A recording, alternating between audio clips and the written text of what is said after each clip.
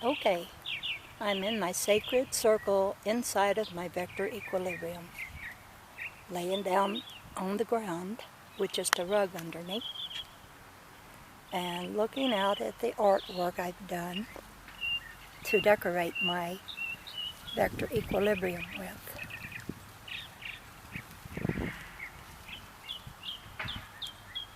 And the sun is beginning to shine really bright now. I'll hold my marbles up. Oh heck, that's not going to work. Boy, the sun come out brightly. It's been kind of behind the clouds all this time. But now, wow. I can't see in my viewer to see what I'm filming. Now I can. See if I can catch an orb. Beautiful orb from the sunlight. There's a bird, mockingbird chirping, singing all his bird calls that other birds make.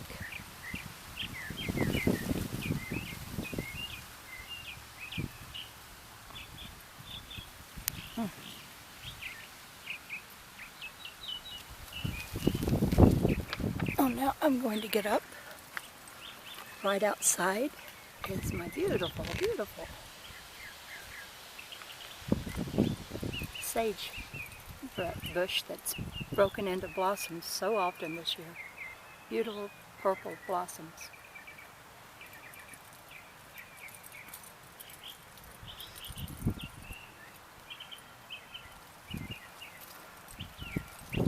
And right outside of the vector equilibrium is my rattle tree. It's real young. I just got it this year. Inside of this vector equilibrium, kind of a tent-like thing. I'm outside of it now. I have planted several kinds of plants that should crawl all over this thing. Let me get back from it so you can see it. That's my entryway through the ropes there. And I will show you why this is called the rattle tree. Because listen to this.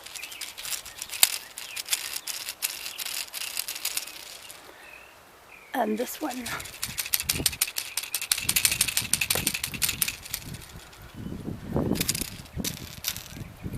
They each have a little different tone.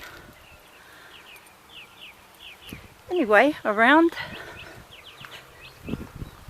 this vector equilibrium, which I'm going to get way back from it so you can see it better, I have several kinds of plants that should crawl all over the place. I hope they will with their vines. Already this one is sending out a lot of pretty limbs, and this will make beautiful jasmine flowers.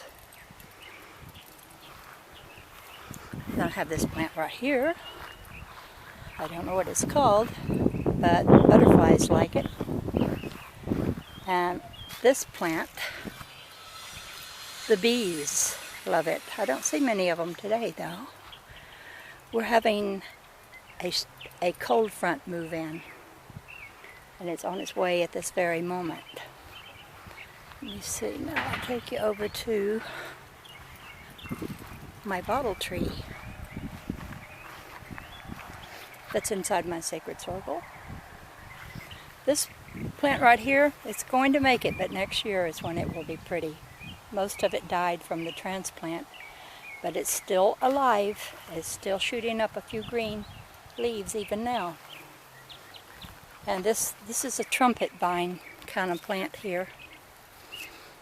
And I've got these potato bush plants that make very beautiful little purple flowers, and it should get big, really big. And it will flank this side of the VE. I call it my God spot. And then I have, go back, this is Well, this is God's eye, that shape of the two circles coming together and the Vesica Piscis in the middle. Got a little birdhouse. Nobody's moved in it yet. And there's another potato plant that should grow up right there. And this is another plant that will be like a vine, and it will have these beautiful yellow flowers, and it already has a couple of them already. So all around my vector equilibrium God spot is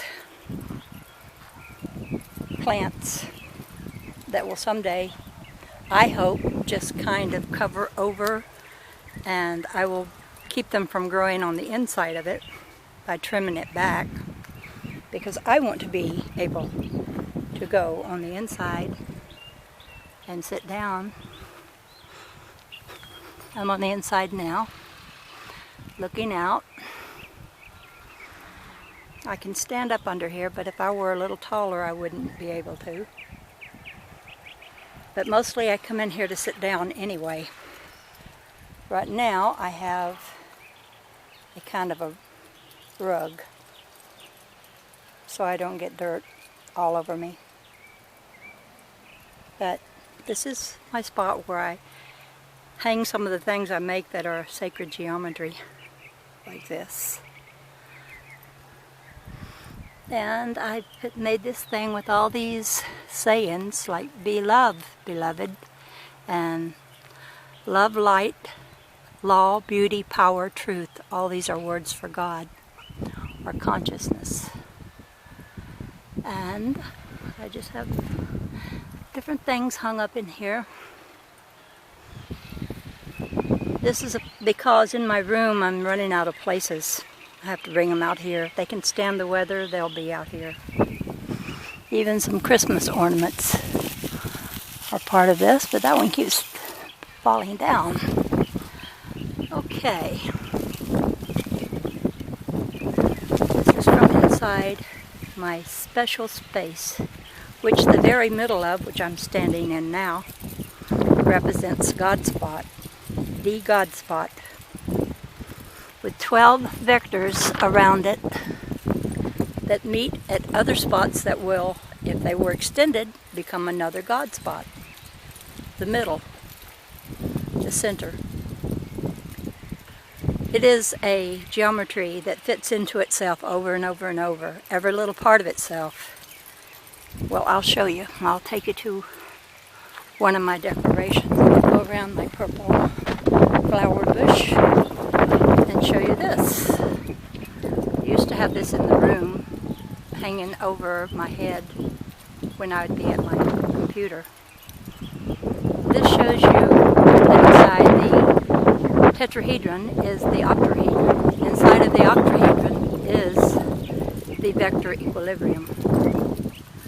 And then inside the vector equilibrium, you can divide it into more tetrahedrons, octahedrons, and even smaller vector equilibriums, which I have done partially here, as you can see. So you can see it. Let me get a different angle. I could go on to infinity if I could do things that small, which I can't weave that small, but it would fill it up solidly. This one design continuing to get smaller and more numerous as it goes in on itself. It's infinitely can get small and infinitely can get bigger, because any one of these vector equilibrium, any one of these tetrahedrons, which is the shape of the entire thing, can be put into a much bigger octahedron, which can then be made into another bigger vector equilibrium. It is kind of like the mandel leaf that goes on and never quits going in. But this is making the very same geometries over and over and over again.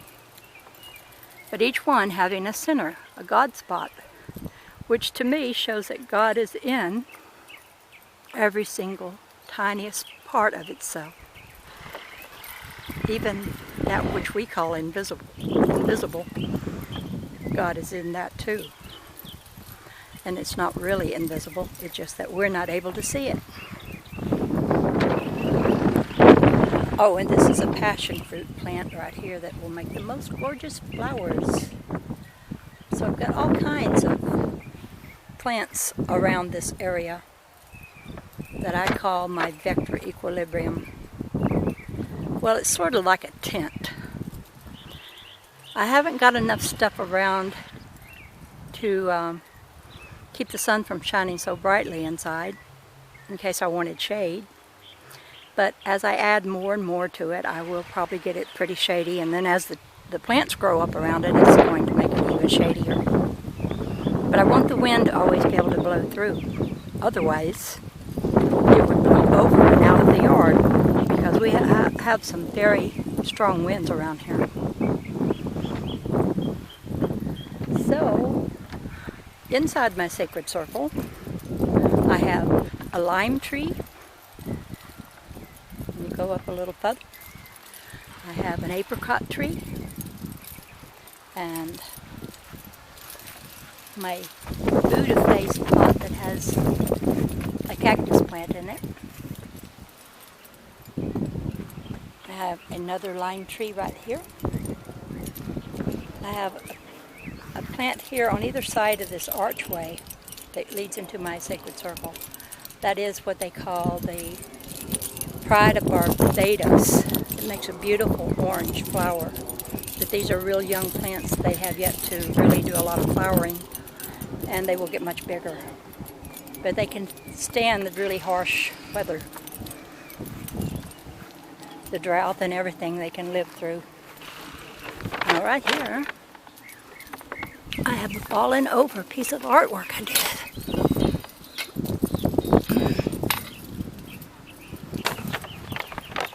That is sacred geometry too. And here's something I made. I don't know what to call it. It could be sacred geometry. It's just something, it came together that way, and I see it's getting a little weathered. Here's another apricot tree. And this here is an orange tree. And I don't know, I'm thinking about moving this blackberry thorns, but it makes luscious blackberries. I think I can cut it back and it'll just grow again. And over here, oh well, there's my hammock for laying out in. Looking up at the sky. So beautiful in the afternoon to look at. And right here's a fig tree. And it has little figs on it. I think it's called the celestial fig tree.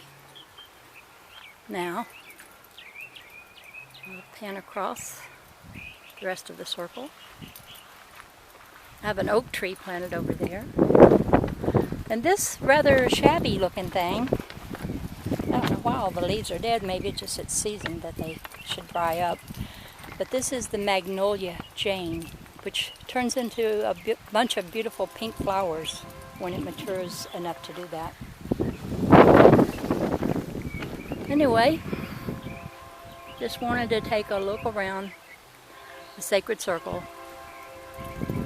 And I'll turn around completely here to take it all in.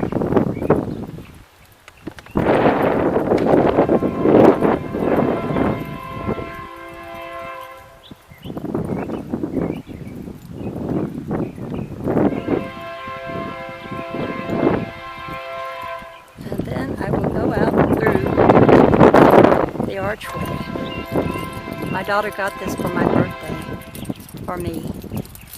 I have a few pieces of sacred geometry hanging on it as well.